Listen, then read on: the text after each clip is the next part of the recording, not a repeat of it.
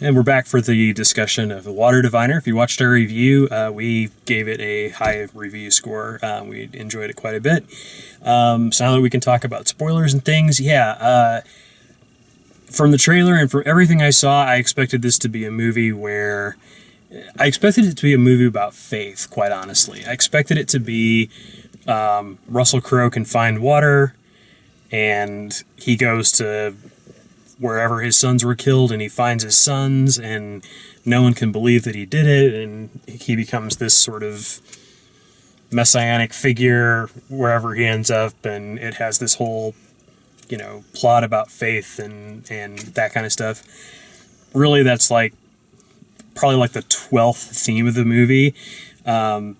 It's really more about, him trying to find some purpose, find his sons. It also deals with a history that we don't talk about very often. Like, we don't talk about the aftermath of World War I.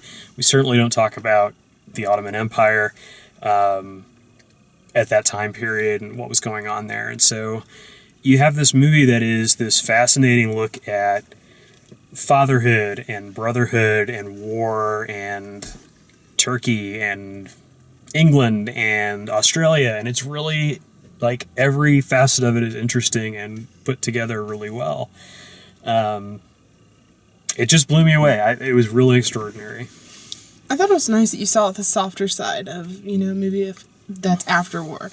You didn't see, you had the nationalists that were angry, but you also saw other people who were trying to get back to their lives, trying to get over it, slowly putting their lives back together.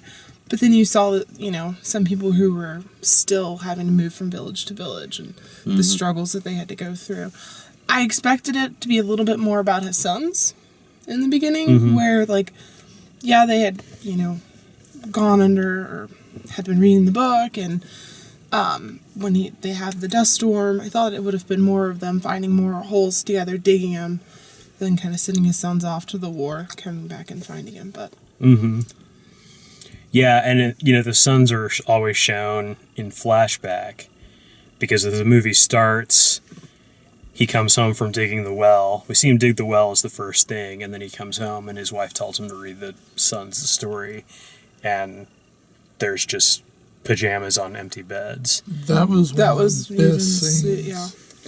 That was just amazing. And that all at once that conveys how broken all of this stuff is, especially how broken the wife character is. Yeah, that was a shame.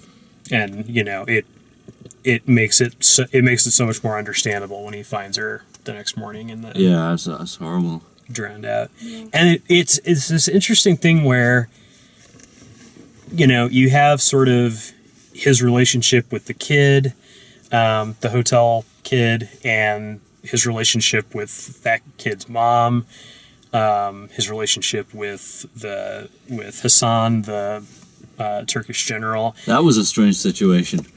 Wow. He has all of these sort of positive experiences that are going along that counterbalance this sort of string of tragedies that, they're not necessarily chronological, but in the running time of the movie, you have, you find out that the sons are all dead in that scene where, the pajama scene, and then you find out that the wife kills herself, and then later he finds the bodies, and then at the end when he finds his son, and his son explains what happened in the end, it's yet another tragic event. Yeah. And it's done in such a way that it's not, it always feels fresh, but it also doesn't feel like it's not manipulative. Yeah. It unfolds. It feels natural the way it unfolds. It's naturally revealing parts of the story to you. And I think one thing Russell Crowe nailed was the we may or may not have bought this depending on if we felt what he was feeling, and I think they got that really right on. Yeah, it just the thought of losing a kid, let alone in pain and anguish like that, he really felt like that kind of painful, mournful journey he's been on like I felt like that was communicated well, but like they also like seeded it with hope. Mm-hmm. Like even to the very last shot was basically about, you know, there's still life after that, you know. Yeah. Which was kind of the note it ended on. Yeah, I just thought it was nicely balanced. Yeah. You know. I think it was nice that, I mean, he lost a son. The woman in the hotel lost a husband. Mm-hmm. Her, you know, stand-in husband, which was his brother, lost a brother. Mm-hmm. You know, the child lost a father. He lost his wife. So somebody lost somebody, and you could see a reflection on everybody. So, Yeah. I mean, you could tell somebody lost somebody, and everybody still had sympathy, or, you know, there was loss all around. Yeah. Yeah. It completed a nice circle there. Yeah. Go ahead. I was going to say, one of my favorite scenes of the entire movie is actually two scenes that go together, but they're also like 20 minutes apart in the movie. When he's going to find the boys in the dust storm, and all three of them are laying there together, and he covers them with a blanket, and they do the story of the magic carpet. And then 30 minutes later, the three boys are lying together almost the same exact way in the battlefield. And that story, it comes back to that story. Right before Mercy kills his brother. Yeah, I mean, that thought story was awesome. That's the story that he reads to the empty beds. The book he gave to the child. Well, the story of the magic carpet and the magic word that you used to fly away was part of that. And then it comes back multiple times. It comes back in the sandstorm. It comes back when they're when the one brother asks the other brother to shoot him. They say the magic word. And then the Arabian Nights book, like, he gives that to the other kid, like, you know, I don't need this anymore. You need this now. Yeah. Like, this is what you pass on to your son. And then, you know, another thing that was set up really nicely and paid off was the coffee story. When she was talking about, you know, how courting works in Turkey. And, it's all in the coffee. It's all in the coffee. And, you know, that set up where he comes back and, you He's know, learned Turkish. without any, he's learned a little bit. I was saying. She like, but still. she like makes fun of him for it. And then, like, he has the world's sugariest cup of coffee. She's put a bunch in there. That was good. Giant, like, slug of coffee, of sugar in the bottom of that.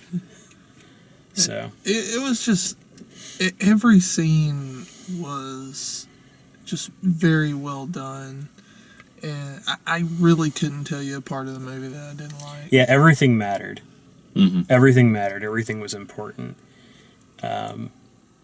You know, none of it was done for fun. None of it was done to, you know, be cute or anything like that. Yeah, Everything well, served the story. he acted in this and directed it, but it wasn't like it was a real, like, effort given thing. It wasn't a Vanity thing. Yeah, it wasn't a vanity project at all. Or it didn't feel like that. It wasn't the gunman. Well, they made it. No, I believe they made it completely in Australia, or at least, like, that's where the film crew, you know, and everybody was from. So it's an independent film, and you know, to me, it seemed like he got his hands on this script or got his hands on this story and was like, I need to make this movie. Yeah. I like that A lot of passion behind it. the general, they were still being respectful to those who had lost their lives in the battle. Because they were going back and explaining, you know, we're over in this area, we're getting the bodies, we're putting names with everything. That's typically not what most movies would tell. The general? Not the general, when they were over there looking at the bodies and digging them up and putting them all over and then making headstones or making crosses for all of them. That was kind of nice that they included that in the movie. I don't understand what you're saying. When he came onto the boat and went over to the area where they were, all of the crew, I don't know, was it the British Army? Well, the British were searching for their dead. They were searching for their dead, but the fact that the other... Hassan? Yes. He was able to help them, you know, find other areas and get to other areas within the land. Yeah. Yeah, and you get a sense that that's sort of like he didn't really have a choice in the matter. Yeah. And it's this interesting thing too, because they show in the movie that the Turkish forces won that battle, but the English won the war, because they did end up winning World War One. And then the English occupied Turkey, which is why they're running Istanbul, where the hotel is and all of that. But then the Greeks just turned around and attacked that side of Turkey anyway, that coastline of Turkey. So that was Hassan's thing, was, I'm not fighting the English anymore, I'm fighting the Greeks. But I'll help the English, look for their dead, and... Yeah. Should have been one perpetual war for them. Yeah, it was one Generations. nonstop war. Well, and they passed that giant stack of bones that said Turkish. Turkish Yes. bones. Yeah. Gosh. Craziness. Yeah, I really, really liked it. Me too. And it's a movie. It's a movie I would watch again. Like, usually when you have kind of a heavy war movie like that, like, there's movies that I think are really, really great that I never need to see again. This is something to own. This is something I would watch again, and I would take somebody to, I would introduce somebody to this movie, as opposed to something like Schindler's List or Life is Beautiful, which are both really great movies, but I couldn't personally, really want to, I can't say that I want to see those again. And this movie I actually would want to see again. Mm-hmm. There's a lot in it. So, that's the movie. That's our discussion. Thanks for watching. If you like the way we do these, please like the video, subscribe, check out all the written and video reviews at dalemaxfield.com, and thanks for watching.